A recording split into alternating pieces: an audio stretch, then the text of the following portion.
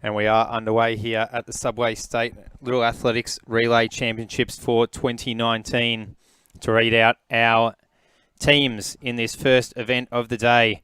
In lane 1 we have Knox, lane 2 Seymour, lane 3 Horsham, lane 4 Sandringham B team, lane 5 South Melbourne, lane 6 Brighton, lane 7 Keilor, and lane 8 Cranbourne.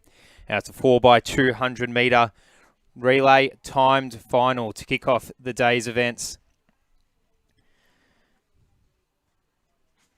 So 4x200 metres, the athletes will complete 200 metres each, 2 whole laps of the track. The under 9 girls are the first event up.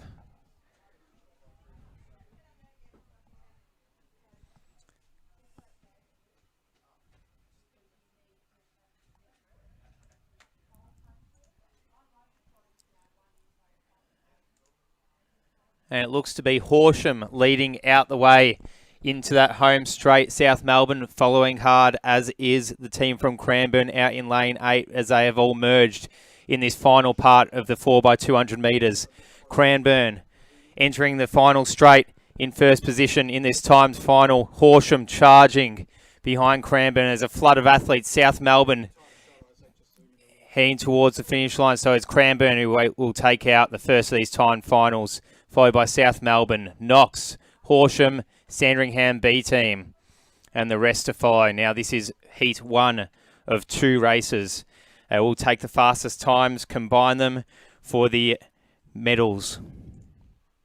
So we'll have to wait until the second heat is run, of course, to see who are going to be the medalists and who are going to receive the final of these 16 positions.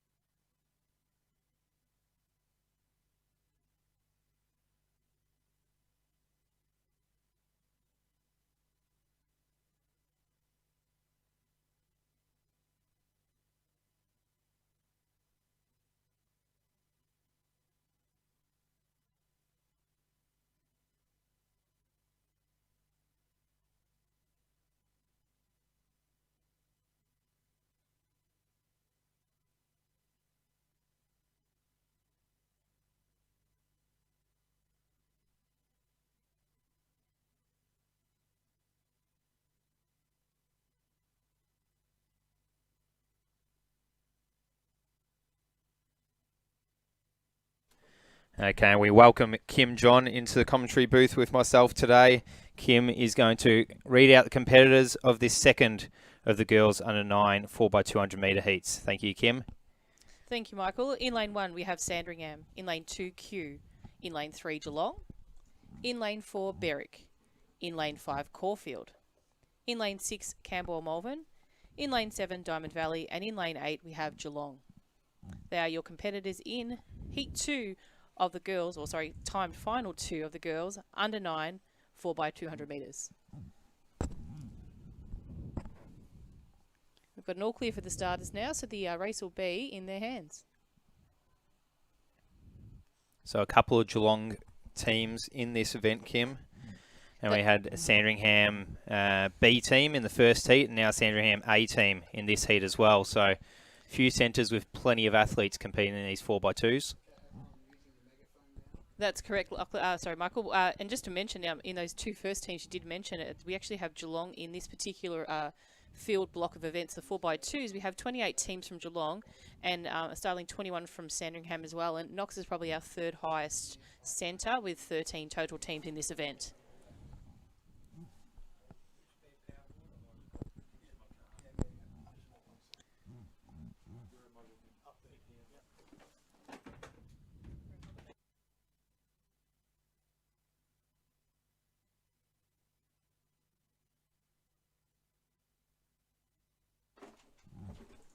So we'll try and keep an eye on finishing times as these timed finals progress to give you a bit of an idea of where the positions will lie. But later on throughout the day, you'll be able to check out our results hub via the LAVic website, and they will tell you final placings. Of course, the times of these two heats for each of the time finals will be combined to make final placings across the 16 teams.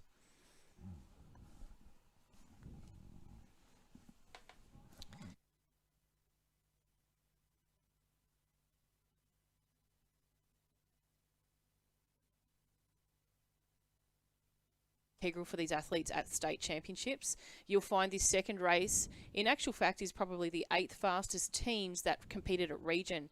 So they take up the field as the fastest 8.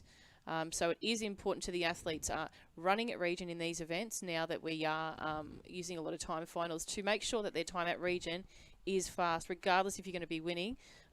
Simply taking it easy the last part of the race isn't probably so ideal, because it does position you very well for the final at state championships. So you'll probably keep an eye at, ladies and gentlemen, to the athletes in lanes 3 to 6. In an element, they are your 4 fastest qualifiers in this event. It is interesting though, Kim, the qualification across the regions. It's on the same day, but Victoria is a very big state, and weather conditions and different tracks across the country can sort of play a part in their seed times. Also, you want to be in a good race with competitive teams as the athletes and teams do get underway across this first 200 metres. I think you'll notice Berwick are probably taking an early lead in this particular event. As the athletes come up to that first change, you'll find also Cranbourne Melbourne out there running out nice and strong in the front in the red shorts is also going to change. But I think you'll find Berwick is going to be the first competitor to change over, closely followed by Cranbourne Melbourne. Yeah, it's a little bit hard to tell in the early stages of these 4x2s, as there is quite a stagger covering 2 whole laps, the majority of which being in lanes. So we do see Camberwell Melbourne have got a quick start, but also Geelong A-team in lane 3. The little legs of this athlete are ticking over quite quickly. Diamond Valley having a strong run in, probably getting themselves into about 3rd position now. But of course, we do still think about the stagger that they have. Geelong with a clear lead and changing over first. Oh, and just getting that baton change away, Kim. Exactly right.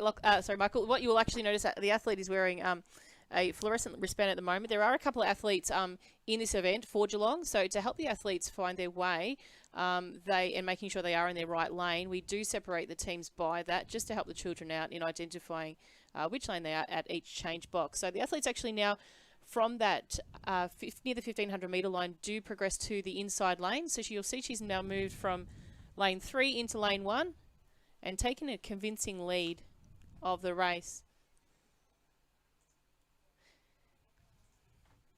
So, of course, the Geelong team in the lead, quite a convincing lead, as you said, Kim, but they still do have to beat the time of that Cranbourne team in that first heat to get that gold medal, which we will have to check out the results later in the race, but they're doing everything that they can to get that win overall across the 2 heats. We have Camberwell Malvern in 2nd position by the looks of it. Sandringham seems to be running well also, but we'll have to wait till the wide pan to see the other teams coming through in the final positions in this 2nd heat. So it will be Geelong first in a time of 2:17.5. Camberwell Malvern, and Sandringham just Berwick, over Berwick, Diamond Valley, Kew and Caulfield coming through there as well. So, of course, check out Results Hub on the LAVic website.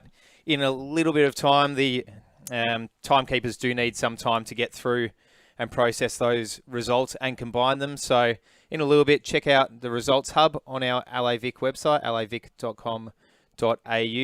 And the link to Results Hub is LAVic, lavic.resultshub.com.au. So it'll be pretty important in seeing these combined results, especially of these time finals this morning.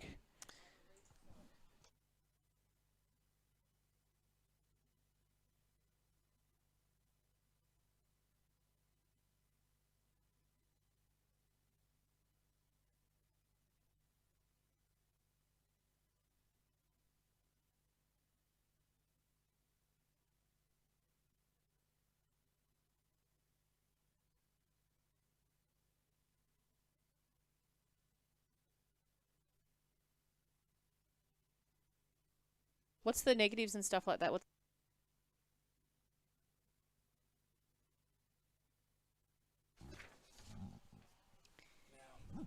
Introducing event 2, the boys under 9, 4x200 metres. This is timed final number 1. In lane 1, we have Warrnambool. In lane 2, we have Geelong. In lane 3, Box Hill. Lane 4, Mentone. Lane 5, Berwick.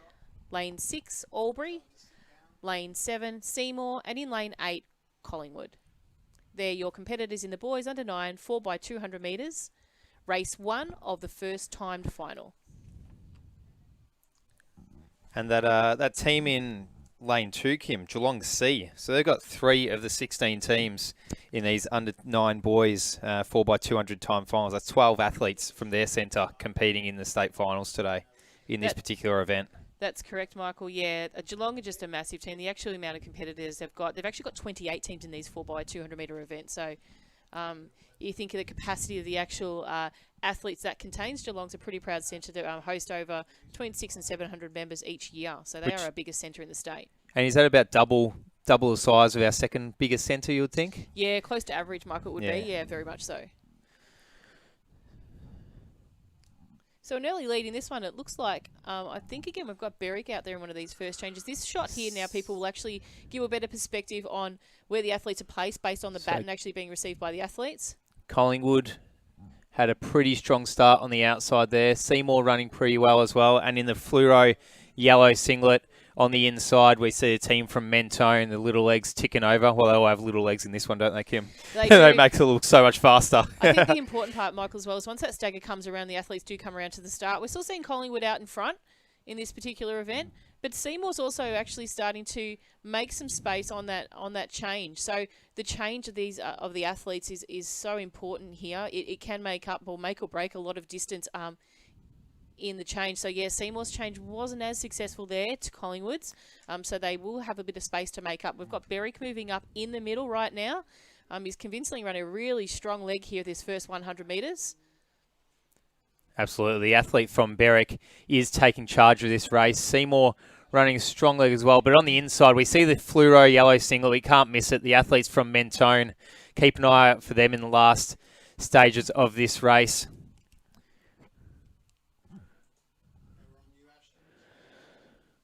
Ladies and gentlemen, you'll see the athletes now staggered. What that stagger positioning will be, it's still based on their lane assignment. So they'll still be in order of their lane assignment from lane 1 through to 8. The athletes aren't allowed to move out of that order. They have to remain in that order until their competitor reaches them.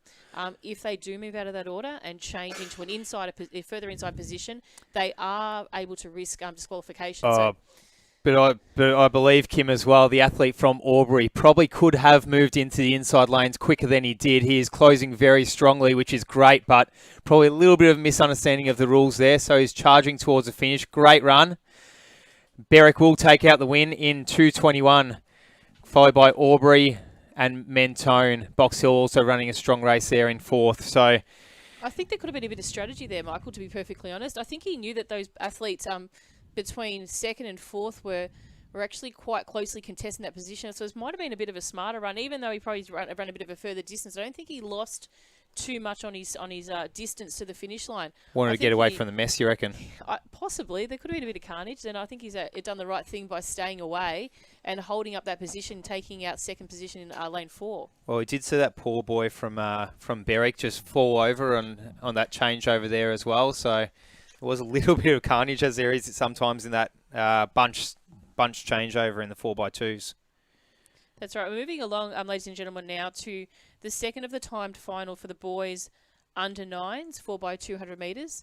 The starters are seeming to have quite an efficient process at the moment of moving them along quite quickly, which is great. So we'll introduce the field to you now. In lane 1, we have Werribee.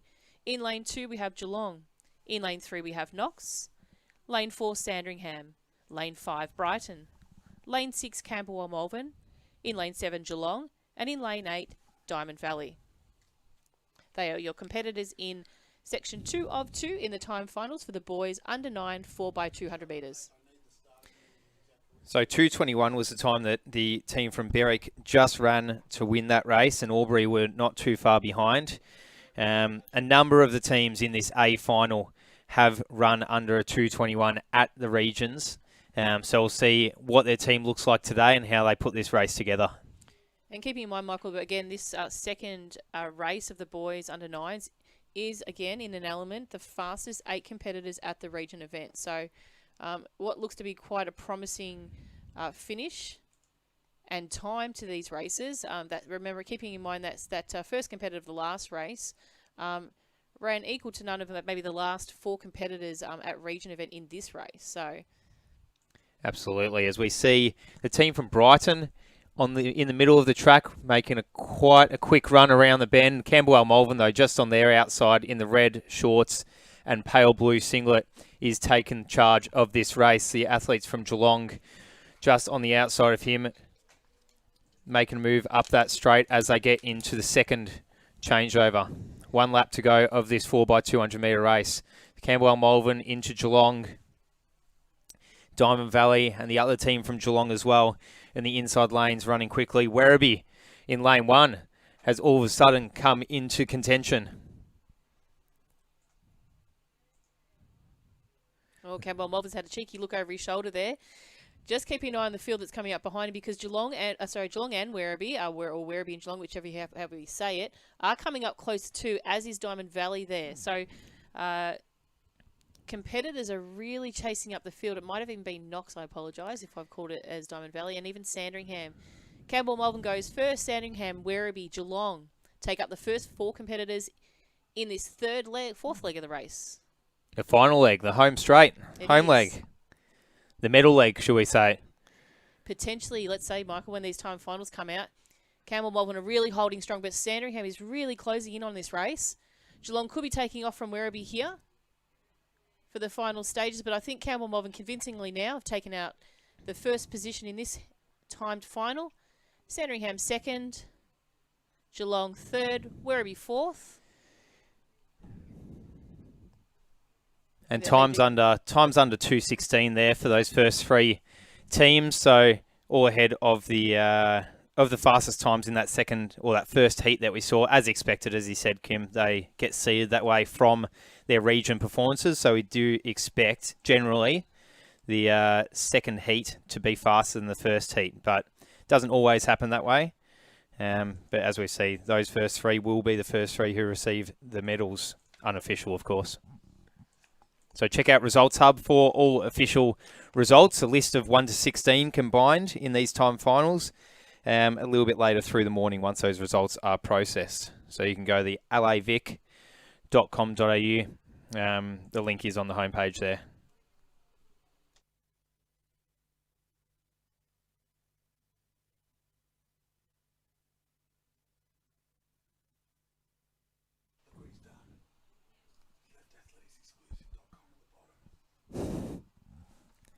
Okay, so the girls under 10 4x200 metre time finals. First of 2 heats on the track. And our starters, Kim. And we'll introduce the field to you in lane 1. We have Traralgon. In lane 2, Horsham. Lane 3, Bendigo. Lane 4, Sandringham. Lane 5, Yarra Ranges. Lane 6, South Melbourne and District. Lane 7, Werribee. Lane 8, Sandringham. So we do have 2 Sandringham competitors in this race. You'll notice again they'll have a coloured wristband on their right wrist, which is a Velcro wristband, identifying their lanes to assist with the change box officials and the athletes, more importantly, as to which competitor they will be changing to.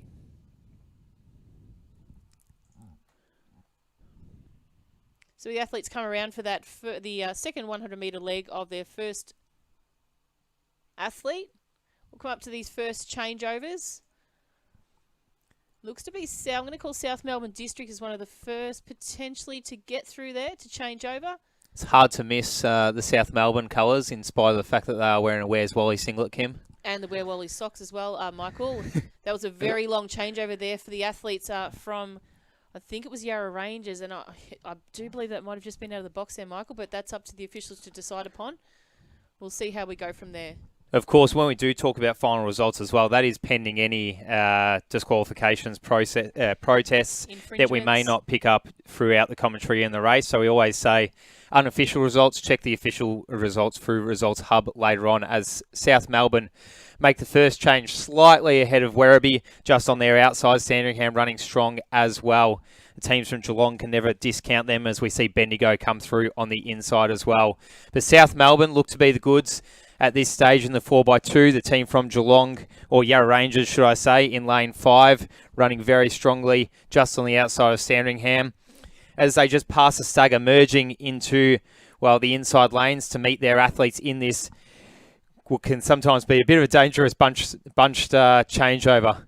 We see South Melbourne, Yarra Rangers, I think. Yarra Rangers, Werribee, all making strong, quick changes. So Yarra Rangers will round the bend first. Werribee right on their shoulder and passing with aggression. Passing on the bend as well, Michael. It's probably not one of your favourite places to pass in all respect. However, it seems to be successful. The Werribee competitor now is coming to the final straight with Yarra Rangers, South Melbourne District, but Sandringham's making a bit of a late charge. Whether or not she's going to get there by the line, she's trying with all her might to get there. Werribee's going to come across the line in first position. Yarra Rangers second, South Melbourne third, Sandringham fourth, Bendigo fifth. In a time of about 2:17 as well there, Kim. So that was one in the last leg there. Such a strong run from our final Werribee athlete.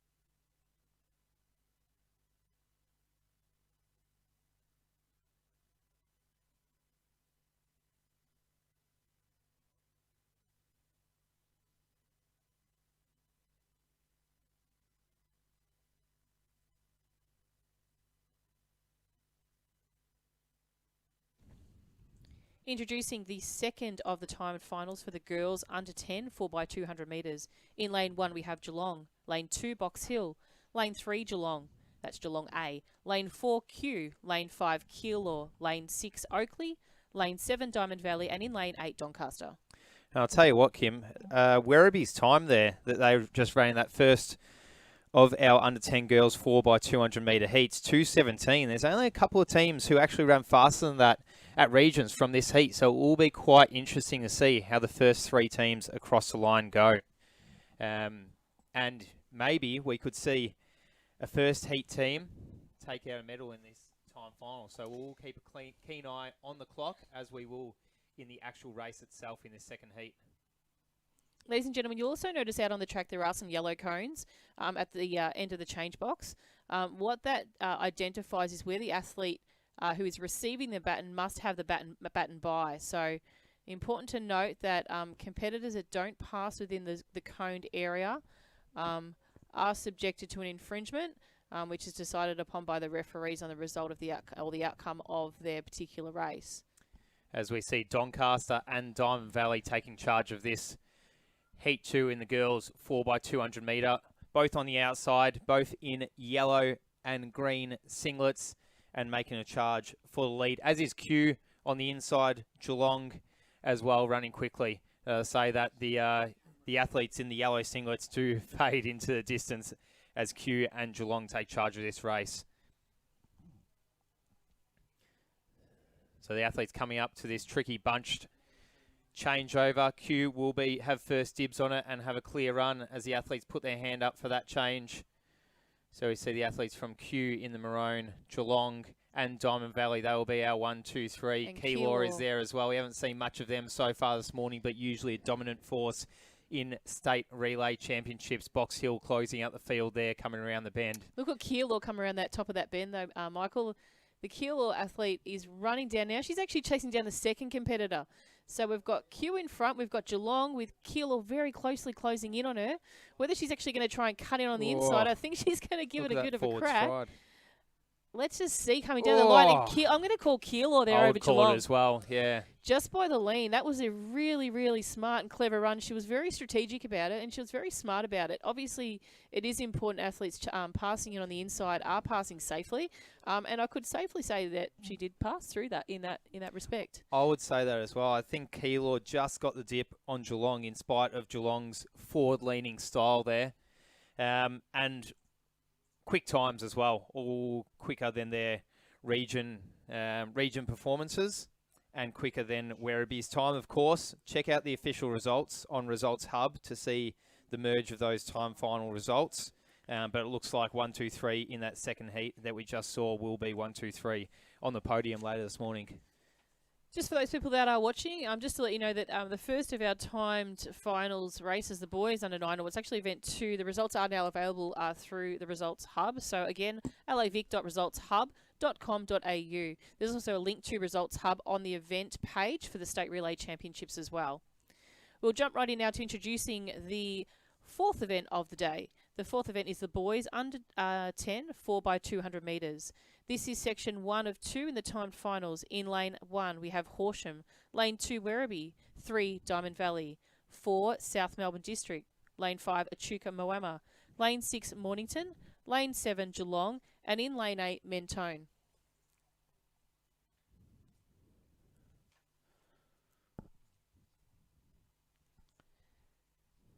So there's actually quite a well spread out field in this particular event. Keeping in mind again, this is the first event of the boys under 10. So these are the final 8 competitors based on their time at region. Again, it doesn't speak for what their position will be in the final, but it is a good idea to keep in mind that any competitor from this particular heat still is eligible to get a medal in this event.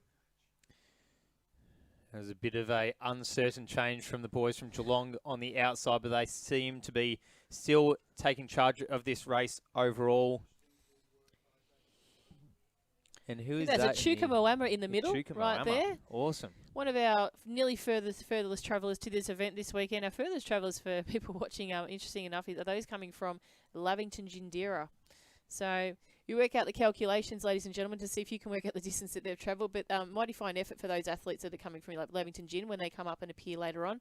Looks like Geelong and I'm going to say Diamond. No, it's Echuca Moama again in this particular race. They're still holding a convincing lead over Geelong. South Melbourne have come in and probably sitting in about second position now. These are Echuca Moama kids, Michael. I love seeing the country kids get up, especially when they're here at the state championships with a big crowd. Especially, and the crowd looks even bigger than it does at Lakeside here with all the centre tents engulfing the track. I don't think there's going to be too much. Echuca fellow looked like he had to wake up a little bit before that baton come, but I'm hoping now he does move into lane 1. Based on that stagger that he had at the change box. I think unless something quite crazy happens now, Michael, I think that they are going to take this out. And this is going to be looking like a very good opportunity to come in for a first placing for this particular timed final and potentially a gold medal for this boys under 10 4x200 metre event.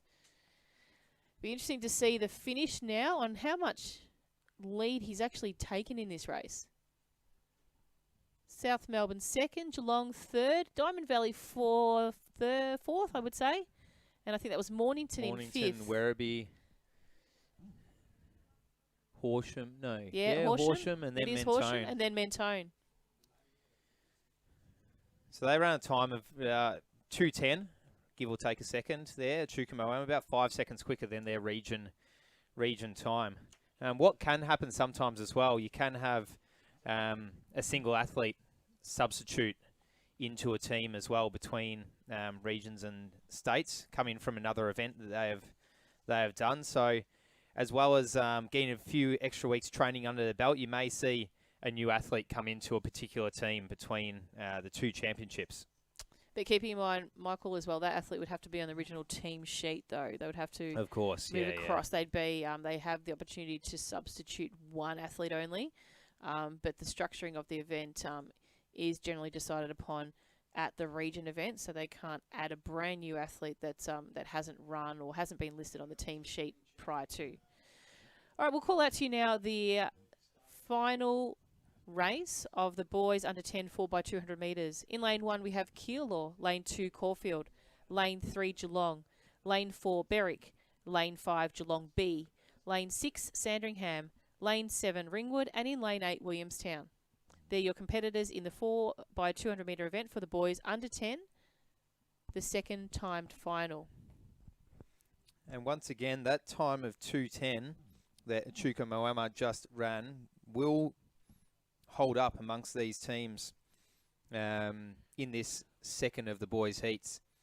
I mean, sometimes you think, you have to run fast at regions to get in a good heat, and you wonder what Echuca Moama would have done, whether they would have run even faster having competed against the quicker athletes in this heat that's currently up. But that's all part of the competition. That's how it's all seen, and that's the incentive to run your absolute best race and fastest race at your region. That's right, Michael. And you'll also just keep in mind, if you think back to those that are watching that were familiar with the region event, the region event was run on potentially one of our warmer weekends of this summer period, which hasn't been that warm. I was in Shepparton on the Sunday of that weekend, and it was mighty fine weather up there. So the kids would have run in, and they would be used to running in rather warm, balmy conditions, as opposed to potentially some of the children that are in our metropolitan areas, which haven't seen too many over 30 days yet. So, yeah, it's obviously these kids, the elements that the children run in are incredible, and credit to them. The hard kids from the country, I reckon Echuca Moama have just They got are ideal conditions for built once and bred risen uniquely to the occasion. The athletes are underway. It is definitely hard to see who is making a strong start in the early stages of this race. Berwick in lane 4 seems to be running a strong race, as does Ringwood and Sandringham, I think. Sandringham, lane 6 and 7 on the outside. Quite a tall athlete, the young fellow from Ringwood. So we'll see as they change now from this pan shot. Let's say Sandringham and Ringwood. Geelong, Berwick, Williamstown. One of the first teams from Williamstown that we've seen competing today. That's right. It does look to be Sandringham in lane 6, who is entering the front straight in first position. Berwick, Geelong and Ringwood charging to follow. Of course, keep in mind the stagger. Ringwood and Geelong might just be a touch behind. Berwick will be changing in second, but Sandringham changes in first position going into this last lap of the 4x200 metres. Very closely followed by Berwick. Berwick's actually now taking a convincing run around that bend, and I'm going to say that by the stagger and by the crossover that they're actually going to move into first position, followed by Sandringham. I'm going to say Geelong A. And with the remainder of the field closely following up. Okay, Sandringham, Berwick, Geelong. Geelong again, potentially. And there's a bit of mess on that changeover, as there always is. It was a little bit untidy. Yeah, I think that's the other Geelong team. Ringwood's right there as well, and Williamstown to follow them as that rounds out. That's right. We've got Geelong and Geelong, 3rd and 4th at the minute.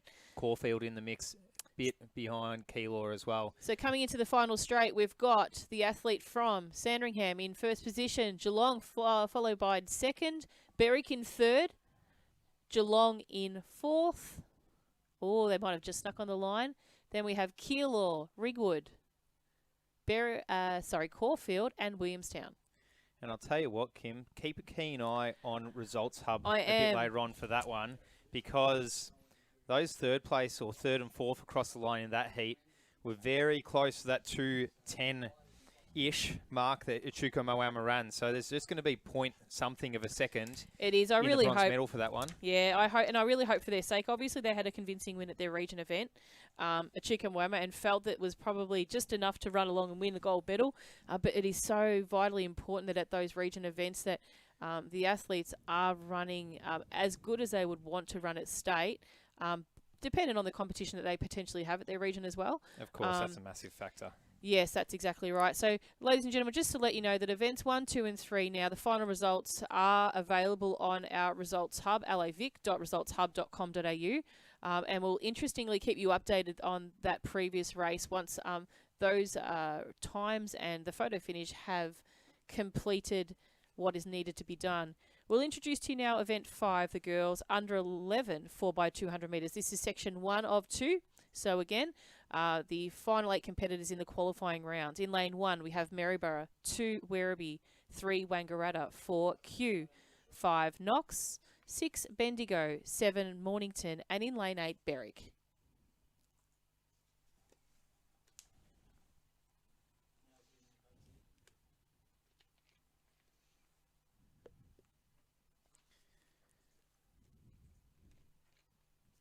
And Berwick and Mornington seem to be the leaders at this stage on the outside, although we can only see 3 teams to judge from. Bendigo is definitely the third out of those 3 at this stage. Let's see how they fall when they change across the bend. Bendigo, I might think, would have gotten the baton first there in that particular change. Closely followed by Berwick. But our infield competitors, and I'm going to say Kew. Knox even. It's Knox, is it, I think? Yeah, so Bendigo in lane 5. That's right. Wangaratta running strongly in the teal and black in lane 3. It looks like we're going to, I think, I'd probably call Bendigo to successfully get to stagger, that first, given the stagger, the first change. Hopefully it's a nice clean one. But also we've got Wangaratta. Wangaratta's sneaking up. Just keep an eye out for that one. I do believe, if my memory serves me correct, Michael, that Wangaratta were the actual team that won a couple of gold medals last year in this age group.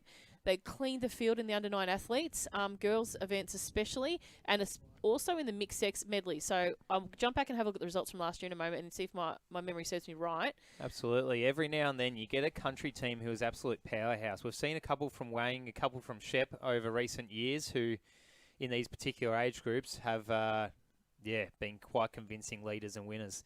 Knox will make the first change, though, ahead of the teams from Wangaratta and Bendigo, the country region teams.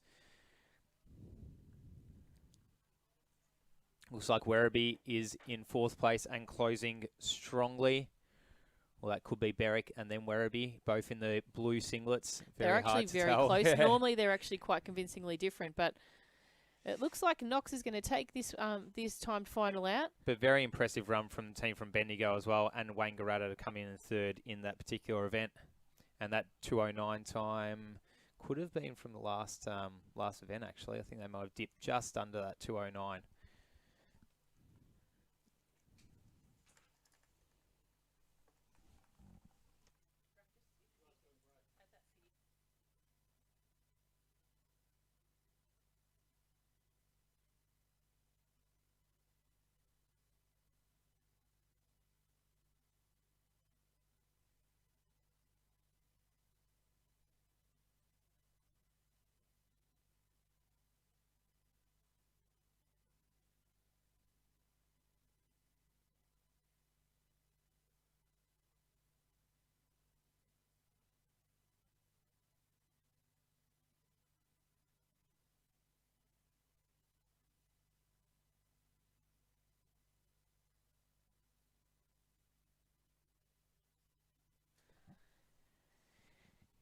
Introducing the start list for the second of the time finals for the girls under 11 4x200 metres. This is event 5. Remember, this is the second race of the girls under 11s. In lane 1, Frankston. In lane 2, Diamond Valley. In lane 3, Caulfield. Lane 4, Box Hill. Lane 5, Sandringham. Lane 6, Cranbourne Malvern. Lane 7, Geelong. And in lane 8, Sandringham B. They're your competitors in the girls under 11 4x200 metres. Timed final number 2. Now we are just waiting for a couple of the athletes, the under 11 athletes understandably can wear spikes, and if they are wearing spikes and they are the first competitor, they do need to use starting blocks based on venue rules. That's in order to keep the track nice and intact. So we're just waiting for the athlete in lane 2 to complete setting up her blocks, and then the athletes will be ready in the starters' hands, which I believe they are. So we'll see more of this as we progress through the heats into the older age groups. It will become increasingly common that the starting athletes will be wearing spikes.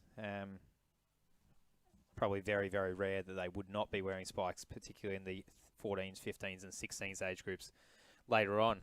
We are chasing a little bit of time. This event, that first heat, given the ample time for it to start, we've got our next race scheduled to start approximately at 9:40. So yeah, so we're quite close to time. So the Stars are doing a great job at making sure we keep in line with the schedule of this event, which is a massive day for some of the kids. Huge day for everyone here. The managers, the officials, the staff. It's, we'll be going till about 6:30 tonight, Kim. No, a little bit longer than that, mate. I think it's 6:50. I said about 6:30. That's ideally we'd love to be out by that time. So moving into the second change, we've got Cranbourne Malvern out in front. Now, keeping in mind, Cranbourne Malvern being in lane 6, they are one of the 4 fastest qualifiers from the region event. Those 4 fastest qualifiers are normally seated in lanes 3 to 6. Now, she's got quite a convincing lead out there. Let's hope it's a nice, clean change for them so they can continue on around with this lead.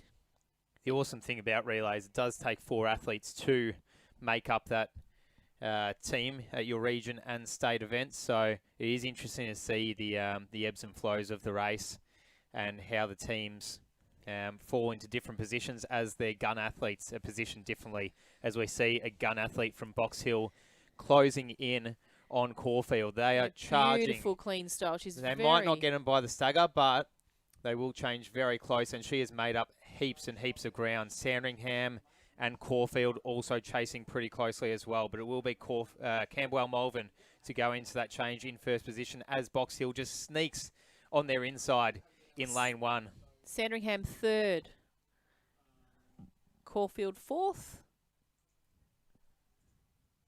The other and then the Sandringham, well. I was worried I actually called the wrong team there, Michael. So we can see the little Box Hill athlete. Her legs are running out, and they've got the Cranbourne Malvern closing in on her. She's now taken first position, and with a little bit of a sneaky cut-off potentially. We've got Cranbourne Malvern in first, Box Hill in second, Sandringham in third. That was like Caulfield, Sandringham. Yeah, I think it was Caulfield. Geelong, We just had a Diamond slight move of the athletes. I'm going to say Frankston. Maybe Frankston. That's correct. correct. Was in that final position there. 2:04 was the best time in that race. Unofficial, that's right. Unofficial, so I'd say that the first 3 teams in that event, in that heat, did get under the 2:08-ish that Knox ran in that second heat, of course. Michael, now interesting enough, we can let our watchers know if they aren't keeping in touch with the results hub. That boys under 10 4x200 metre event at Chukamoama let's have a look. It's actually taken out the gold. Well, so we definitely miscalculated that. We were hoping they'd sneak for a third place. The race clock was not so convincing, but they've done that was a sensational effort. So congratulations to those athletes from Echuca Moama. Not only have they probably had a really cracking early start, unless they stayed close by last night, but they've taken out the gold with a convincing 2-second win. South Melbourne was second. So that could... actually, it doesn't look potentially... We'll wait and see on that. Let's just come back to that. It's not showing me... That might not have the Heat 2 results there. We're waiting for the seeded results or the final results from their Heat 2. It was actually showing me results, but it's only results for Heat 1. So please... False alarm, guys. Sorry. I do apologise. We'll get back to that, though. Keep Keep our fingers crossed for Echuca Moama. We will come back. We will come back. Okay, yes, we are event 6 now, boys. Under 11, 4x200 metres. This is timed final 1 of 2. In lane 1, we have Leongatha. Lane 2, Horsham. Lane 3, Mentone. Lane 4, Geelong. Lane 5, Wangaratta. Lane 6, Campbell Malvern. Lane 7, Collingwood. And in lane 8, Sandringham.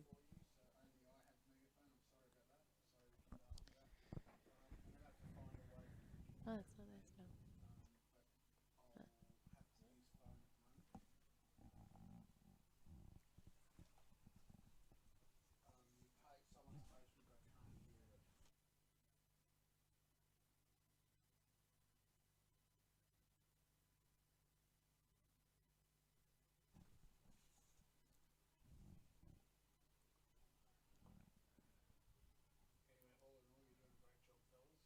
So under 11 boys, of course, the qualification, we see a lot of country teams in these time finals and heats. In this one particular, Leongatha, Horsham and Wangaratta travelling a fair way false start today. on this race now, so we'll go False back start. to the We've got a bit more time to gum flap and just ramble through some fun facts.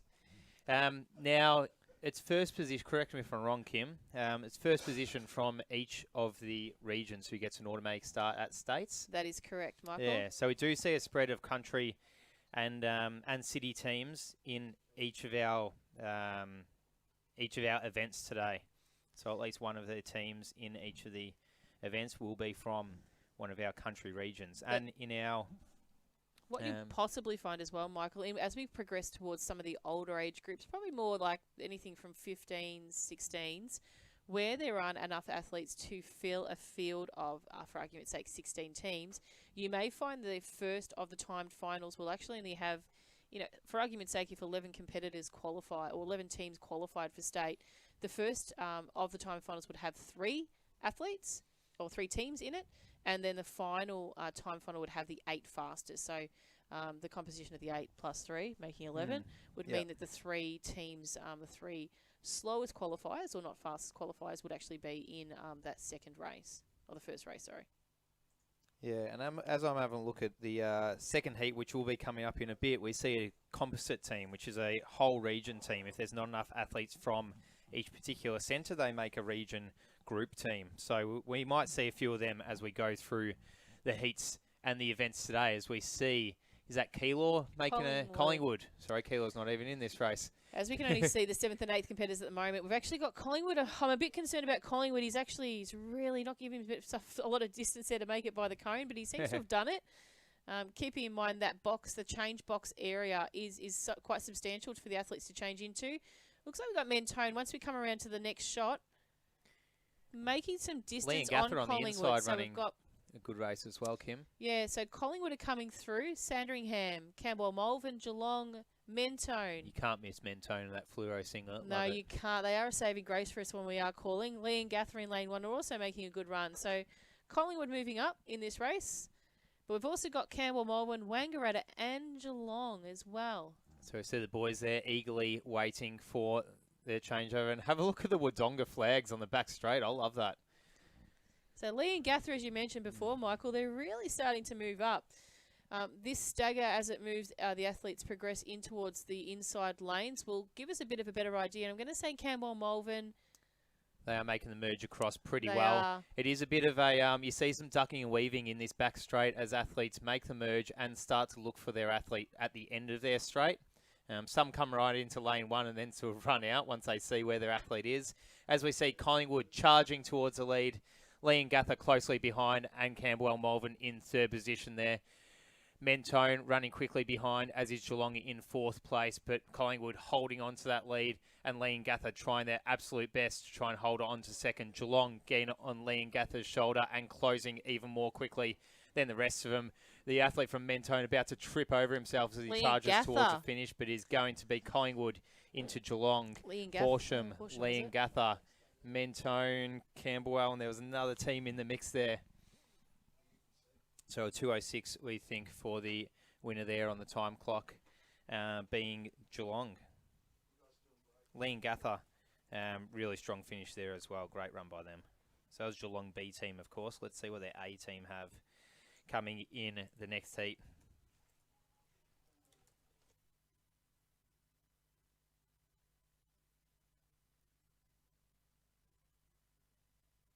You can...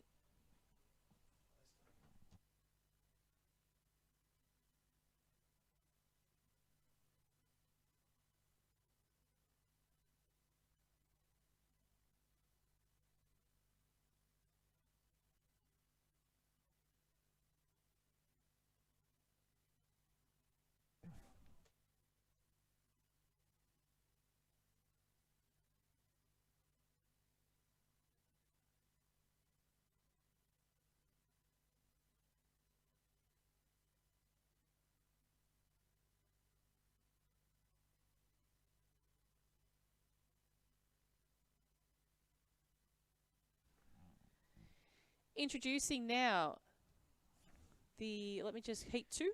Yeah, Heat 2, Kim. Yep.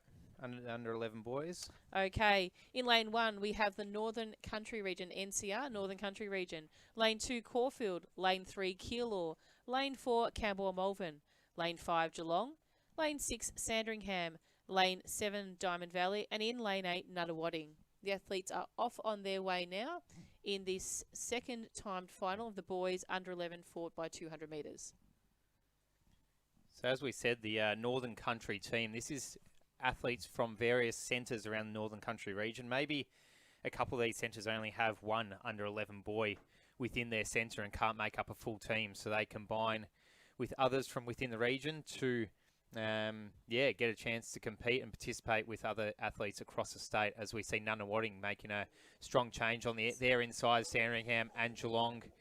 Diamond Valley, very head in unfortunate, hands. really unfortunate for those young boys. But let's just hope they finish off the race. And that's a really, that's when you love, your heart goes out to those kids that, whilst they know they're going to come across the line and be potentially disqualified, they're still going to finish the race to give the other two athletes a fair go at having a crack at it. So Sandringham look like they're going to be changing first. Geelong, Keilor, Campbell, Malvern. This is, that inside. Even Keilor, Keilor in lane 3. I haven't checked the record books, but I'd say Keilor hold a surprising amount of Victorian best performances amongst the records there. We'll see them pop up from time to time in these races, but they're always a strong centre as it comes to relays, even though they are not the biggest across the state. So Keilor in the lead at the moment. Camberwell, Malvern, Sandringham following as well. Okay, so going into that final change, we've got Keilor, Sandringham, Camberwell, Malvern, Geelong. And this is the second of our timed finals, of course, so we'll be keeping an eye on the clock as these first three teams cross the line. It doesn't look the three teams will change positions going into this final straight unless Geelong can power home, but it will be Keilor to take out the win in this second of the time finals in the under 11 boys, followed by Sandringham and Camberwell Malvern. 156 for the win for Keilor. So the first three teams will likely go under that 206 mark that Geelong B set in that first heat. Northern Country team finishing strong as well. Diamond Valley following them. So, ladies and gentlemen, just going back, I know we were on the Chuka-Moama train before, and I convincingly can say now that we just have spotted the consolidated results for the time final of the that boys under 10 event. Oh. Now, if you're not looking at Results Hub, do yourself a favour, jump on and have a look. LAVicTVLive.resultshub.com.au. First place Geelong 209.90. Second place at Chuka-Moama 211.12. Second place Berwick 211.12. Second place Geelong 211.12. We've got three competitors or three teams from that event picking up a silver medal. And naturally then obviously the next competitor being Keilor at 211.95 picks up fifth. And then even Ringwood, we see 212.07. It's so close. What a race. What a couple of races there. And that's, that's pure fact of how a consolidated final as a team in the second heat. So keeping in mind the 9th fastest competitor from region events can come along after running a cracking second race and pick up a silver medal. So congratulations. We'll just quickly now introduce event 7 we're on to. Lane 1, Warrnambool. 2, Berwick. Lane 3, Wangaratta. Lane 4, Coburg. Lane 5, Wodonga. Lane 6, Waverley. Lane 7, Albury. And in Lane 8, Mentone. That's the girls under 12 4x200 metre event.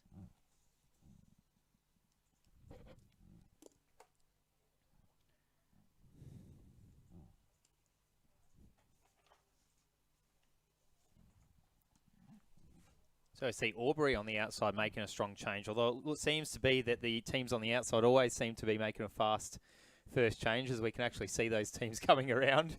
Waverley running well also, and Coburg on the inside, or should I say the middle in lane 4. They're probably running the strongest at the moment, given the stagger. Waverley running strong as well. And the team from Wodonga is right there on the inside. Have you seen the little cheer squad on the around the high jump area of Wodonga? They've got the flags going. It's like a soccer cheer squad out there. Good on them, though. You know what? Remember back in... they got one flag going. a few years back there, Wodonga, many years back now, were a really a very strong relay force. They were probably one of the top 5 teams that used to take out the Perpetual Trophy for medal winners at relays.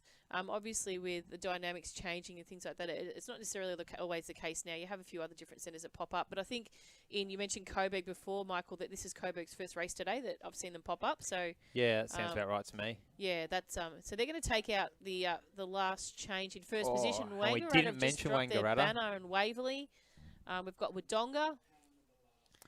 But we'll see what happens in this final stages of Warrnambool this as well. race. I'm not sure if we've seen... Oh, we might have seen Warrnambool once so far. So far. So they've travelled from the opposite end of the state to be here in the Gippsland region. So it looks like Coburg are convincingly going to take out this race. Their uniform is very similar to Waverley, but that's Coburg in first position. Waverley in second. Very similar, but no racing Wodonga flag in third, print. Wangaratta, Albury, Berwick, Mentone, and Warrnambool. So lack of a racing flag print on Coburg's uniform. They didn't let that slow them down, though. No, that's exactly right. So Coburg, 2:05. That's at the same time as they ran at their region championship. So they're consistent. I'll give them that. And it looks like we're preparing now for the second of the time finals for the girls under 12 4x200 metres. And we've got our change box officials just making sure the athletes are standing inside their box. So the important part is once they're positioned inside their box, inside those green cones, they have to remain in there. They can't leave that zoned area once the race has taken place. So introducing the competitors in this race, in lane 1 we have Werribee, lane 2 Geelong B, lane 3 Keilor, lane 4 Geelong A, lane 5 Sandringham, lane 6 Ringwood, lane 7 Box Hill, and in lane 8 we have Caulfield. They're your competitors in the second race, or the time final of the girls under 12 4x200 metres. Now we've just had a message through from Callie from Geelong, Kim. She's got a daughter's birthday party on today, so unfortunately she cannot be here at Casey Fields in the sunny conditions that we have out here, but she still gets to cheer on her boys who are competing today. So thanks, Callie. Keep watching, and we appreciate the support. If anyone else has any shout-outs on Facebook or the YouTube channel, should I say, we'll mention them on the stream. Let us know where you're watching from or what you've got on today, and we'll give you a mention. So we'll see the athletes up. Does look like there has been a false start or an unsteady start to one of the competitors in this race. So they're just moving back to the starting blocks, or to the start now, for a restart of this race. This is the second race, the second time final of the girls under 12 4x200 metre event.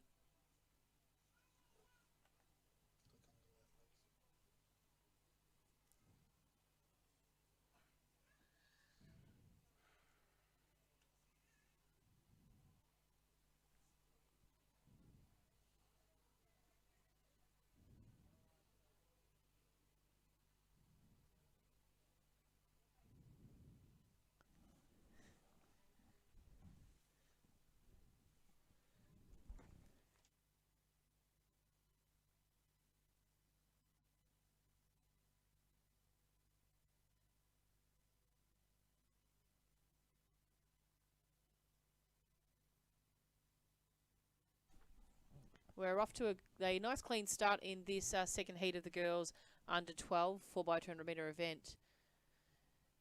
So we'll keep an eye on this race as they move into that first change. It does look like Ringwood is moving up on their Box Hill competitor, so they're getting a convincing first leg of their race. You can see Geelong, there's two Geelong teams in this particular race. I think it might have been Geelong A, which is in lane 4, and Sandringham taking the baton there for that first position. So I think I was going to call Sandringham, Geelong, Ringwood coming into the straight. Let's just see how they progress as they come around the bend. So Sandringham, Geelong, Ringwood, even Caulfield and Box Hill are up there as well. So we'll see how that stagger progresses as they come along.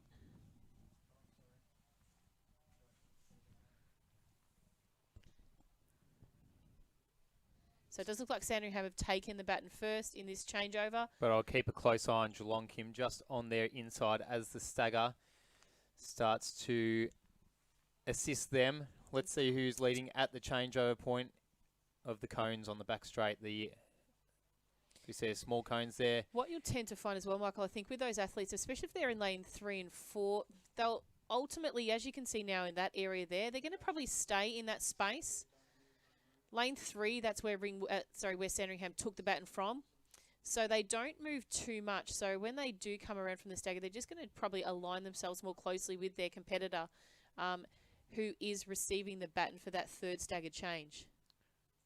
And how are the bright socks there on the athlete from Werribee? Yes. I think that might be, I'm going to say it's, being a Werribee person, I think that might be Lucy. Shout out to Lucy in the bright socks. Looks like Geelong are to come across the line first, followed by Sandringham. Then we've got Ringwood, Box Hill, Geelong, Caulfield, Werribee and Geelong. So most teams there under the 205 mark that Coburg set in that first heat. Geelong taking out the win, unofficial of course. Check out Results Hub at LAVicTVLive.com.au. I'm going to do a bit of a shout out now, Michael, to one of our very dedicated officials that's out in the field today who's celebrating their birthday. So thank you, Julie Bicknell, for nominating your husband, Shane Bicknell, who's refereeing today out on the field. Oh, happy birthday to Shane Bicknell. So absolute royalty of the Western Country region athletics fraternity, both littles and seniors. Both members. So big shout out to Julie. We miss you, Julie, not being here at the track today, but we know that we'll have you back very, very soon. So shout out to Julie and Shane Bicknell. So there you go. So if anyone else is celebrating a birthday today that you know, give them a shout out, and we'll, if we have ample time in between the gaps, we'll give them a call. We also have Aussie Gia having a look from Caroline Springs. Their friend is racing. Mia Williams is watching from Melton. Her friend is racing as well.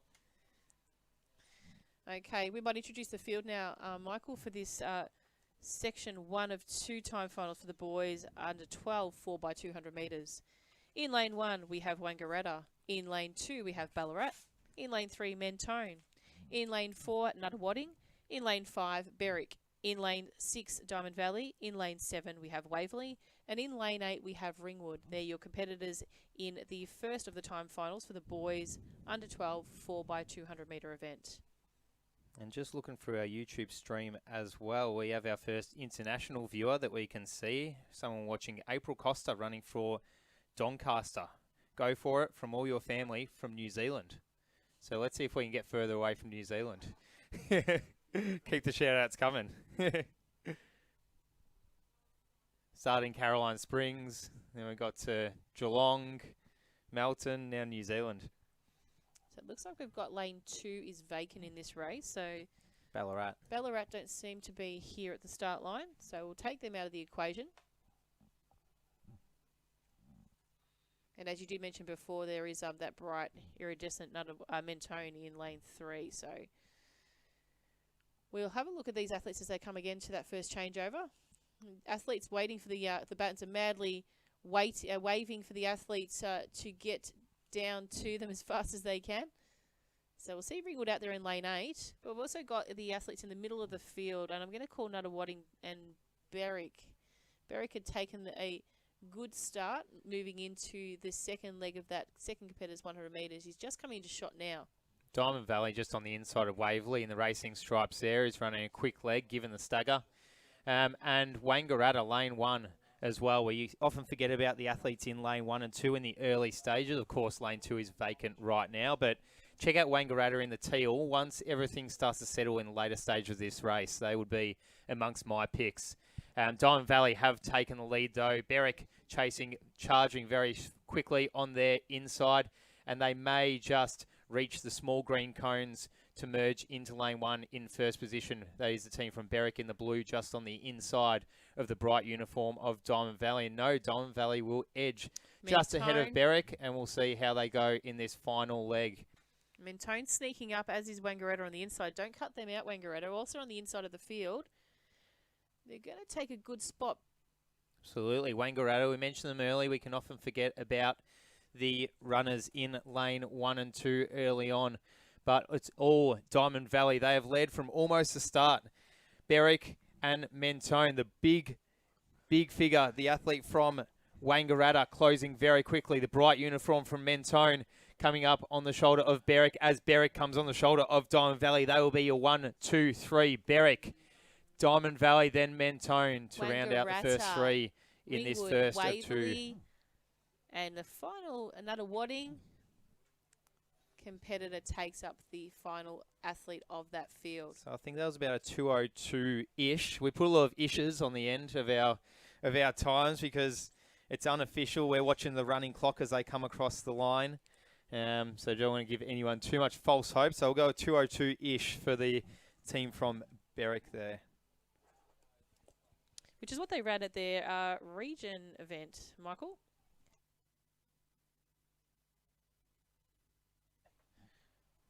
Diamond Valley in the mix there as well, running a very strong race. So introducing the second of the timed finals for the boys under 12 4x200 metre events. In lane 1 we have Collingwood. In lane 2 we have Kew.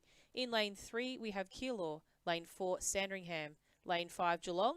Lane 6 Diamond Valley. Lane 7 Doncaster. And in lane 8 we have Caulfield.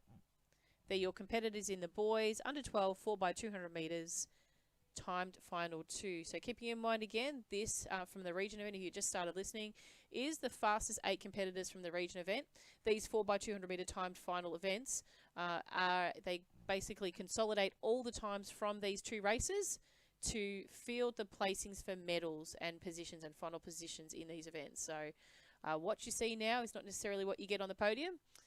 But generally speaking, in most cases, you would find that your first 3 competitors, generally from a region perspective, may take out the placings in the final.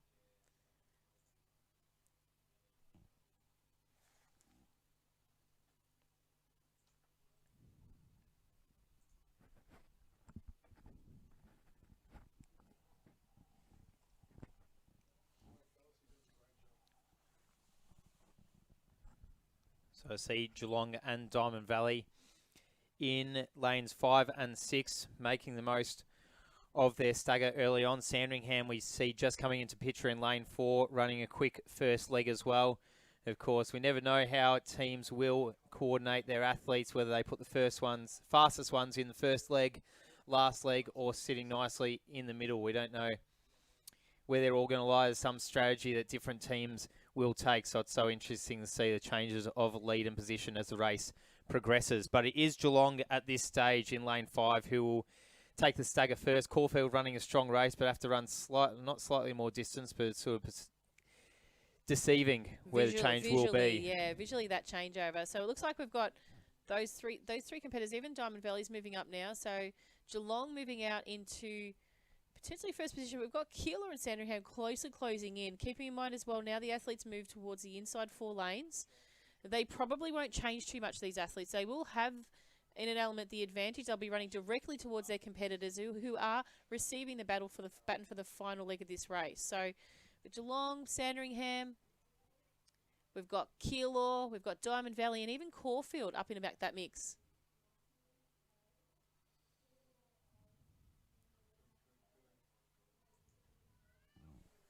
So it is a battle between 2 of our relay and just little athletics championship powerhouses in Geelong and Sandringham. Geelong with that forward-leaning stride, taking the lead, and bright fluoro socks and orange shoes. How can you miss him?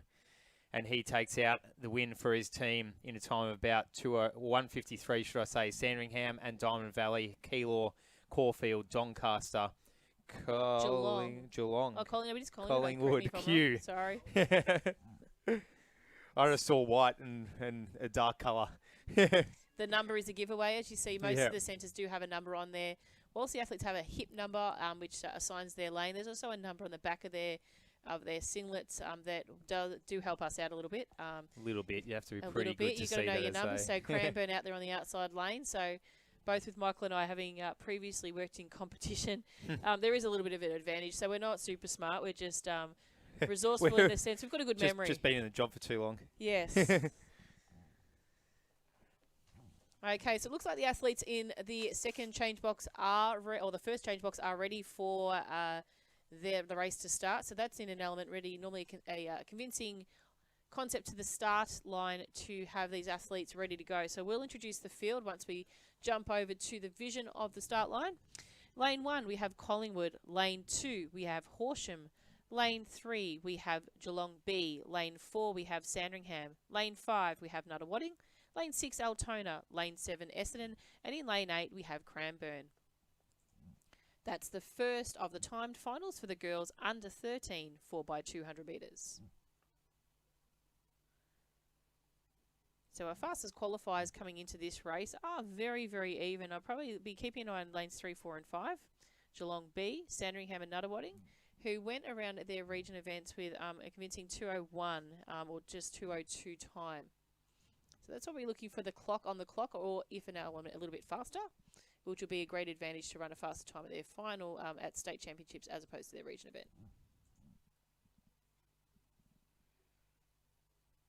So we can see now the Nuttawading athlete moving up on the field. She's just past the shoulder of the Altona athlete it is.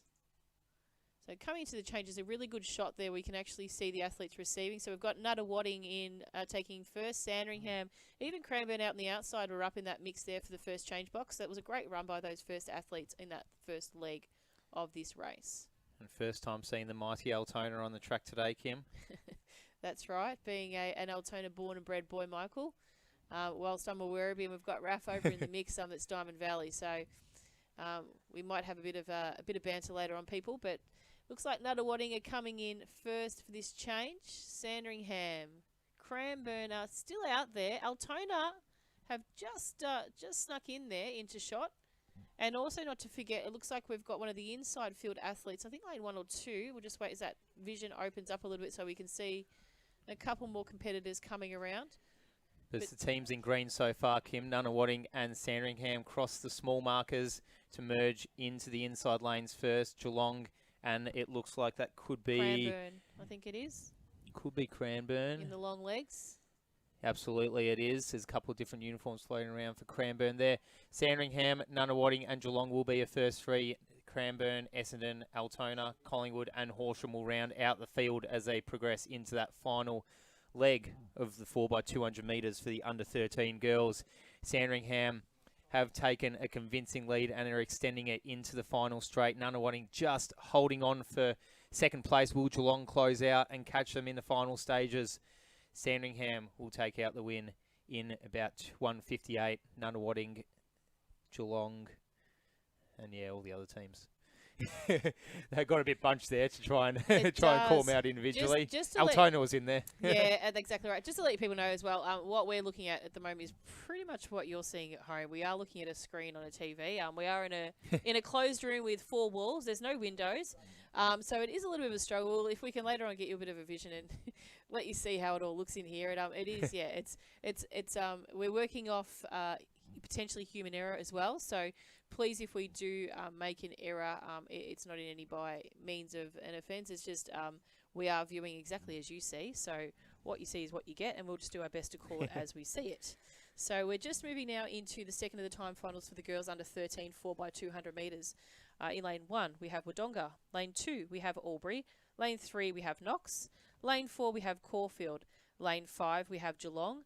Lane 6, we have Mornington. Lane 7, we have Mentone. And in lane 8, we have Frankston. They're your competitors in section 2 of the time finals for the girls under 13 4x200 metres. So a couple of pretty quick times here from the region championships. Mornington, Geelong, Caulfield being on the inside lanes are ones to watch. They've all dipped under the time that our first place runners did in that previous heat. And it is ideal conditions out there today, Michael, as well. I think earlier, whilst our watchers from interstate potentially or from our country regions might think it's we're sitting at about 15.3 now at the moment in the local area. Melbourne's reaching a high of, or Cranbourne's reaching a high of 19 today. So had a little bit of a shady shower this morning coming through, but it has cleared up. So it's good to see that sometimes these events aren't run in stifling conditions. But yeah, it's a nice, cool, calm day out there. It's pretty good considering conditions that we have had at little athletics events over the years. I remember multi-event a couple of years ago here at Casey Fields was certainly around the mid-30 mark, which just makes it pretty uncomfortable for athletes to compete in. Okay, that's a great shot we're looking at here there. Okay, we'll just move I into think that the could have been change. a Frankston athlete on the outside who got that one of the first changes in. Mornington in the orange singlet on the inside of them, and on the inside of Mornington being the team from Geelong. And Caulfield running strongly as well. I'd say given the stagger, Caulfield will have the best of them after having run 2 legs here. Frankston still run a strong race on the outside, and the bright yellow athletes from Mentone, how can we forget them? But That's Caulfield will take the lead in the early stages here. But the athlete from Geelong going in his 3rd leg, I say she would be the quickest in the field at the moment. Geelong had a really clear change over Caulfield there. Caulfield might have lost a metre or so on that change, to be perfectly honest. I did see them, whilst it led into the change, the actual baton passing into their hand wasn't as clean as possibly Geelong. So Geelong, Mornington, Caulfield. And they've got a couple of other competitors, Mentone and Knox, moving up into the field as well. So there'll be your competitors at the start. See, again, Caulfield, a little bit shady, but Knox is there as well. A couple of great running techniques as well, and the athletes there from Geelong and Mornington, should I say. See that as the athletes progress into these older age groups, really refining their style. But Mornington will get up on the shoulder and pass Geelong with authority there. The stronger, taller athlete there, overtaking the quicker legs of the athlete from Geelong, finishing in 1st place in a time of around 1:52. Knox coming in 3rd. Yeah, and then Caulfield, Mentone, Frankston, someone else, and Horsham. I think that might have been. I think it might have The been results hub for that one. Wodonga and Wodonga, yes, yeah, yes, Wodonga yes. then Albury. Yep. Albury have got a new uniform, so shout out to Albury, who again are one of our furthest travellers to come to this event. They are very, very close to Lavington Gindera. Lavington Gindera or Lavington itself by location is further. Both centres run at the same venue, so there you go. yeah, you make up the math. You don't know where athletes are exactly living as well. That's exactly Might right. have a few New South Welshmen coming in. We do. Aubrey being New South And Welsh Lavington club. also on the border, So we definitely would have New South Welshmen. Shout out to those athletes because, predominantly most of our championship events are run at a metropolitan regional event area. We don't often tend for these type of events up to the country. So you calculate the math of, travel, petrol at a good $1.70 at the moment, people. Fun times in Melbourne. Think of what goes into that. More than likely, they've probably paid for accommodation to stay for at least one night.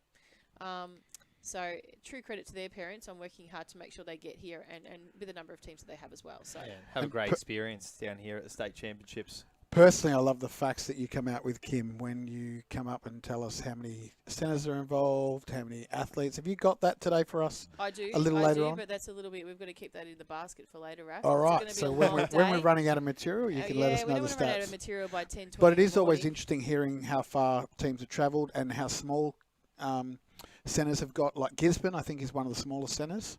Yeah, they are a smaller centre. Gisborne predominantly have younger athletes at their centre, so they focus on the younger ones and build them in, and they generally move on somewhere else as they progress to an older age group. But there is one team here, I think, from Gisborne today. Yes. But Lavington Gindera, or Lavington is there. It's their first state relay championship team running today. So we'll get back to that a bit later when they do pop up on our list. In lane 1, we've got Cranbourne, 2 Albury, 3 Stawell, 4 Sandringham B, 5 Ringwood, 6 Keilor, 7 Knox, and in lane 8, Frankston B. So these are the boys under 13, 4x200 metres. First team from Stawell today as well. Travelled quite a distance also, as we're talking about country centres. And Knox getting the first change away in this first changeover. Ringwood running a strong race in lane 5 as well, as we see a bit of a baton drop on the inside from the Cranbourne team, the hometown heroes, unfortunately. Keilor, always a strong relay club, as we've mentioned a few times in this stream, throwing his weight down the front straight. But Knox, Keilor even, they will get the first or this second change away first. Knox just on their shoulder as well, as we will wait to see what happens on the inside lanes. Always look with curiosity to how that all plays out in the later stages. But Keilor, the athlete in the headband and the blonde flowing locks, running a strong race in lane 6. Shout out to Stawell as well, obviously moving up in there on the inside. They are progressing in as they come through into the unlaned assignment for the baton change. So we'll see Out in front, we've got Ringwood, Keilor, Stall, Sandringham, Knox as well, just prior to that. And Albury, Cranbourne. Oh, sorry, Frankston, I apologise, and Cranbourne. So coming into the straight, looks like Keilor are going to strongly and most convincingly take out this particular time final. I think I could see the shot before was Sandringham. Or was it Ringwood? There they are both. Yeah, pick those ones up, Michael.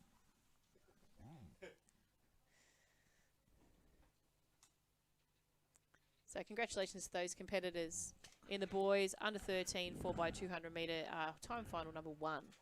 That's one of the difficulties of being in this room, Kim, that you can't see who's coming over the track, over the line, all that sort of thing. So, but it is a nice room, and we've got a bit of a fan going, so it does feel like we're not even on site. Just yet. We've got Well, no, I've got a fan down here that's cooling all our equipment.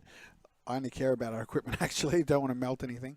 No, we are. I think we're convincingly in here with. I've got long sleeves on myself, Raf. So, not yet time to take off the jacket. Exactly. Big shout out to Ashton McDonald, who's on camera 2 at the moment, and Isaac Agostino, who's on the main camera 1, who are bringing us the vision. Fantastic work from the fellas. And a good time to say thank you to all the volunteers. They worked tirelessly yesterday until, I reckon, the last volunteer left about 9 o'clock last night. That was possibly yourself, was it, Raf? No, no, it was Shane. Okay, yeah. Shout out to the crew that obviously set up, and also the helpers from centres that have volunteered their time as well to help out in setting up this event. It obviously does take some orchestrating, so what you see doesn't just get popped up overnight. It does take an element a day to get ready for a state championship event like this. I'll introduce the field to you. In lane 1 we have Brighton, lane 2 Caulfield, 3 Sandringham, 4 Williamstown, 5 Geelong, 6 Frankston, 7 Box Hill, and in lane 8 we have Geelong B. They're your competitors in the boys under 13 time final number 2. So we're giving you as much vision as we possibly can. It is a little bit difficult to grab all the competitors as they come in because they're so spread out. Looks like Sandringham have taken the baton first in the inside of those lanes. But as we move around to the second, or the camera 1, which is the shot we're looking at right now, looks like we've got Box Hill out there. We've also got Sandringham on the inside, Geelong, Frankston, and also Williamstown moving up on the field. Again, that stagger is a little bit deceiving, ladies and gentlemen. So what you might see now isn't necessarily the case. So Sandringham have taken it first again, followed by Geelong, Williamstown. There are 3 out front that we'll keep an eye on.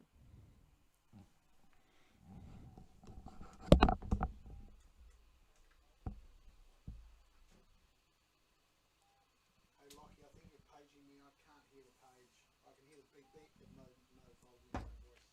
I'll get on Facebook. So Sandringham, Geelong, Williamstown, as we mentioned before, the Geelong runner's having a very, very strong run around that top bend, and he's actually just taken past the Sandringham athlete. Is that a graphics thing? And those final positions, the third position, I will wait for the finish line to call that. So we've got Geelong, Sandringham. Williamstown seem to have had a bit of a kick.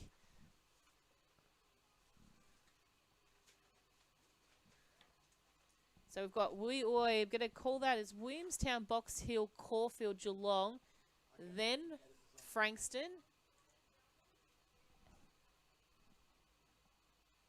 And then I'm just going to call Brighton then.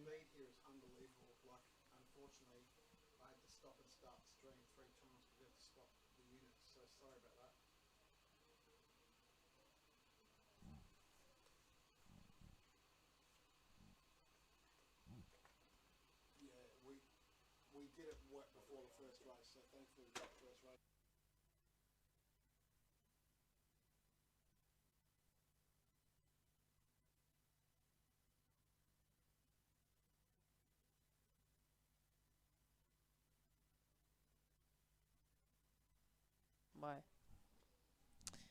Introducing now the event 11, the girls under 14 4x200 metre event.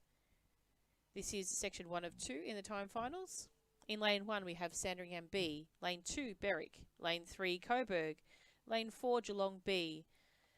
Lane 5, South Melbourne District. Lane 6, Bacchus Marsh. First race, shout out to Bacchus Marsh. Lane 7, Chelsea. And in lane 8, Williamstown. So a couple of first time we see a couple of centres in this particular event. So Bacchus Marsh and Chelsea, welcome to the championships.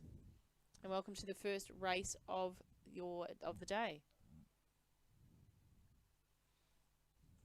The athletes now in the starters' hands. So we are slowly getting towards the end of our straight 200 metre finals. When we say straight, the block of events after this will be more 4x2s, but they will be mixed age finals for each of the age groups. So as the athletes get underway, we have the under 14 girls 4x200 metre time finals, Heat 1. South Melbourne in the inside or in the middle, should I say, look to have made a pretty strong start as we see the athletes come around on the stagger, and we'll get a better picture of where the teams lie. Williamstown making an early change there, right on the outside in lane 8. Bacchus Marsh on the inside of them, the team in red. In lane 6, making a strong second leg as well. Coburg, we haven't seen them yet come into the camera frame, but they are in lane 3 and they are running a strong second leg as well. So it's either going to be Coburg or Williamstown by the looks of it to make that first change. Probably Coburg would be where my money would lie as they move into the third leg of 4 in this 4x200 metre final, timed final, should I say.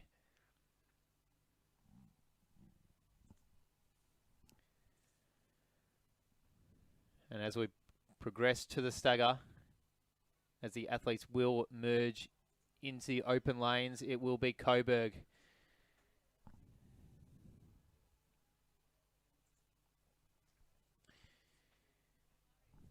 Bacchus Marsh will be in the mix there. Chelsea as well on the outside. Williamstown is also there. And Geelong is a big player in this race, as they have been all day. Berwick, as we see in frame there, just closing out the field.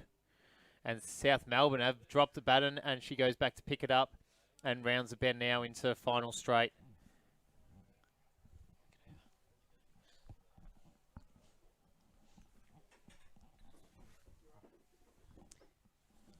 And just off camera there, we see Coburg charge towards the finish line. It looks like they will take out the win.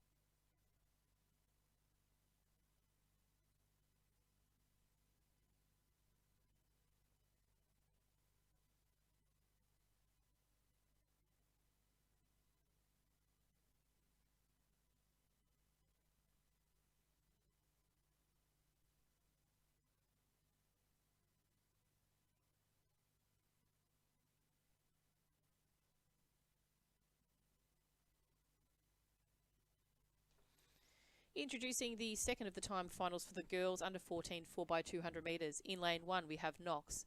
Lane 2, Mentone B. Lane 3, Knox. That's Knox A, lane 3. We've got a false start, so I actually might go back there. So lane 1, we've got Knox B. Lane 2, we've got Mentone B. Lane 3, Knox A. Lane 4, Mentone A. Lane 5, Frankston. Lane 6, Sandringham. Lane 7, Geelong. And in lane 8, Werribee. So interesting enough, I haven't seen this in a while, Michael, but being time finals, they are assigned by their time into their lanes. Normally in a random seed, the system is sometimes clever enough to split athletes from the same centre in different lanes. But you may, quite commonly appear the name Knox or Mentone appear in the call of this particular race. Knox Mentone. That's right. The old combo. It is. So, interesting enough, if you're looking at this start list, and just for people at home, this particular time final has a number of athletes. It's actually, in all actual fact, 4 teams from the Southern Metro region, which combines Mentone, Frankston and Sandringham, who ran at region events that have progressed to the final top 8 competitors, or top 6, you might say, from their region event. So that's a really strong age group. Quite a strong region as well, Southern Metro tends to be. It is one of our stronger regions. So moving to the back straight, you'll see out there in the back straight Werribee. But it's our Western Metro regions who are... It is. So Geelong and Werribee out there in 7 and 8. And as the camera vision changes, we'll see Sandringham pop in to shot in lane 6. But Mentone and Sandringham, is it? Mentone and Knox. So lanes 3 and 4 seem to be taking a convincing lead at the start as we head around into the top straight of this event. Now, it looks like it will be a battle between those two teams at this stage in the race. We never know who the last 2 runners from each particular team will be, but Knox and Mentone are looking good. Sandringham on the outside of them have made a solid change, as well as are Geelong on the outside of that team. But Mentone, Knox even ahead of them, should we say, making a clear lead by about 20 or 30 odd metres as they come into the small coned stagger in the back straight. So it looks like Knox are going to come down to that final change in first position. Mentone look like they're going to come through in second. Then we've got, it looks like, Frankston, Sandringham, Geelong, the other Mentone Knox team, and then last but not least, Werribee making her way around for that final leg of this 4x200 metre event. Huge run from Knox there. Strong finish. Huge Probably run. saved their best run until last. Increase in lead by even more in a time. Ooh, just missed the time there. Knox, Mentone. Sandringham. These athletes are going so Frankston, quick we Geelong. can't even make them out. Knox, Werribee, then Mentone.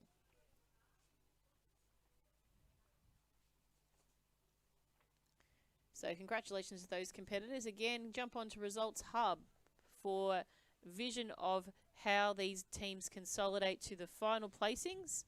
So LAVicTVLive.com.au. And we've had a shout out from the from Andrew Duncan. Kim, coverage is really good, guys. Thanks, Andrew. That means a lot from a former Little Athletics Victoria competition director, Commonwealth Games official, and current general manager of Athletics Victoria. So thanks, Andrew.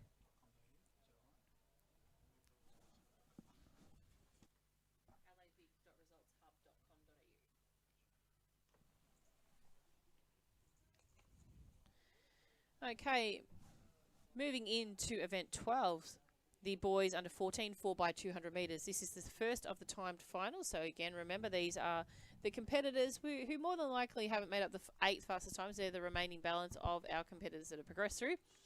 In lane 1, who is vacant, we won't mention. In lane 2, we have Diamond Valley. Lane 3, I believe, is preparing their blocks, but I can't quite see, so we will call them out regardless. Ballarat.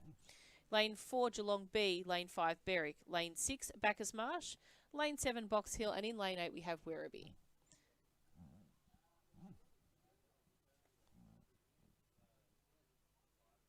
So keeping in mind lane 1 is vacant, so we won't see the South Melbourne team in this race. And once we get a better vision, we'll just ensure that all other competitors are safely here.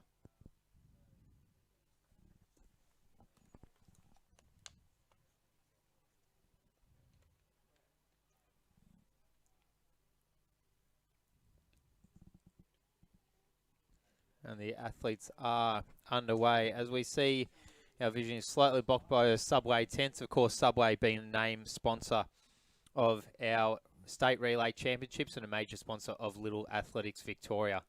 As we see Berwick making a charge towards the front of this field.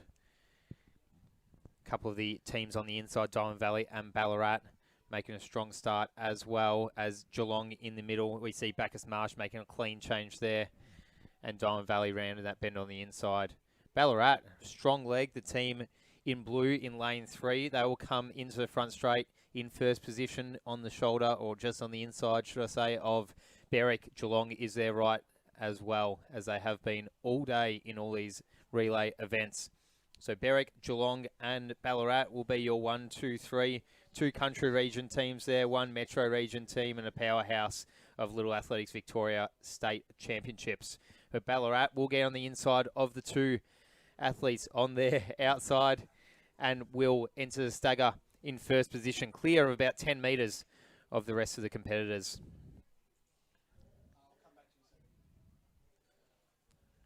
So this type of vision proves, I think, to you that obviously competitors that are running at a country region don't have a lot of competition, so it's going to only push these Ballarat boys further to the line by having some fast competitors in their race. That's it. Seed times can be a bit deceiving depending on where they ran them, what competition they had. What conditions? Exactly. As we see Berwick, probably the quickest of these final athletes. Will he be quick enough to close that gap on Ballarat?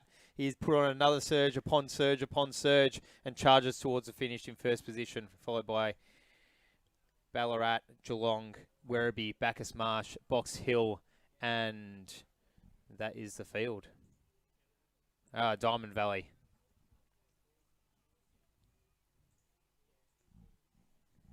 So that is the first of our 2 heats of the 4x200 metres under 14s.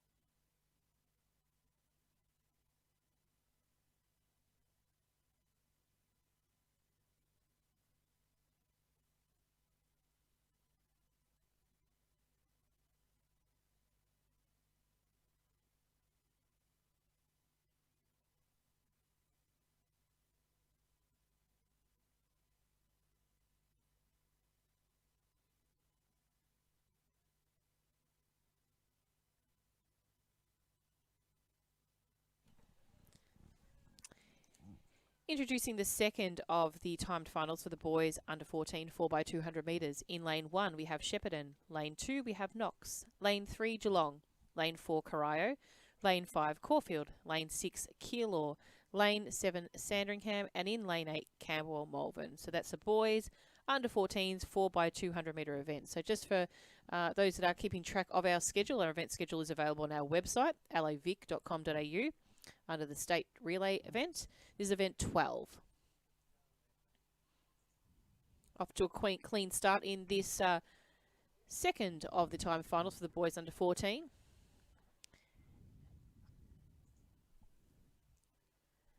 And as we move around those outside competitors, we can see in quite similar colours. Whilst they get around, there is Sandringham and Keilor. So Sandringham you can see in lane 7 with the white, green and yellow. And Keilor in the black and white. We've got Campbell and Melbourne on the outside in lane 8. And as the shot pans around towards the 100 metre line, we'll see Geelong coming up on the field, as well as Shepparton. So it's going to be really interesting. Once we get around probably to the next 100 metres or so, we should have a bit more of an idea of how the athletes are placed. But going into the change, it looks like Geelong, Keilor, Sandringham. I'm keeping a keen eye on the Shepparton boys on the inside, that bright blue uniform. Love seeing the country teams get up, as we've talked about already this morning. And Shepparton, in past years, we have seen the odd team from them absolutely be a powerhouse in the odd event at these championships. And they will pass with gusto on the inside of Geelong and make a clean change going into the last straight. That is Christian Vaitoy, quite a quick runner, long-time junior development squad athlete, and he'll charge towards the finish line. He won't let the athlete from Geelong get away with it too easily as they go hammer and tong towards the finish line. Geelong may just be too quick on this occasion, edging out the athlete from Shepparton, and he claims it as well. Keilor in third position there. Caulfield, Coburg, Sandringham, Camberwell, Malvern and Knox. Nice call, Michael. I think with Christian there, is it Christian or is it the younger brother? There are two brothers. Antonio is the elder, and Christian, that is Christian, yeah. So Christian's strength is over the 100 metres. So anything stretching over that, which he was, I'd say get to the 200. It's a little bit more of a tighter run. That's it, as we saw there, as he just faded ever so slightly. But still ran through the line. So congratulations to him and his team. So we're moving now into the girls under 15 4x200 metre event. This is event 13. The record in this event, which we haven't really spoken of too much today, VBP is 1:44.04. Our fastest seated time of these two races is 1:51.49. That'll be Ballarat, who will appear in the next heat, which is coming from lane 4, so potentially one to watch. Obviously, with some competitors chasing on their tail, they could get close. The field now we're looking at is in lane 1, Whittlesea City B, lane 2, Wangaratta, lane 3, Whittlesea City A, lane 4, Doncaster, lane 5, Knox B, lane 6, Northern Country Region, lane 7, Berwick, and in lane 8, Corio. They're your competitors in the girls under 15 4x200 metre event.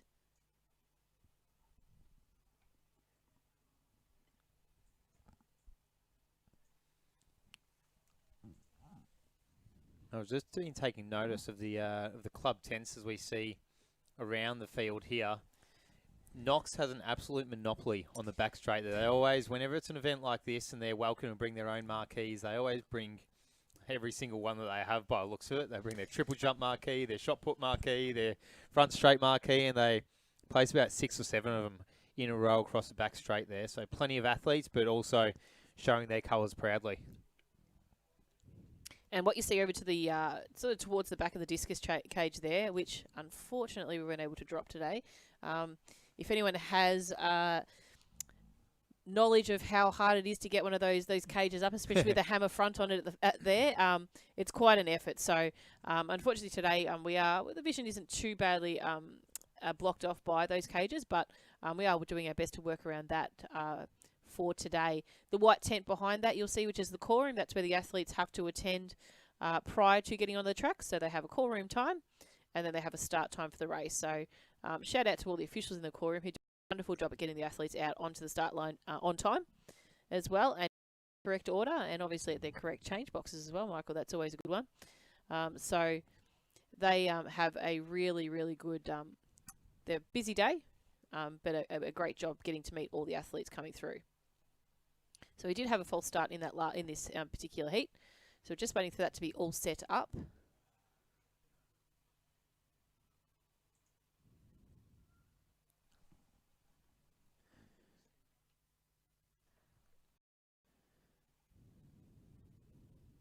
So the athletes are now in the starters' hands. Hope for a clean start this time in this first of time finals for the girls under 15s.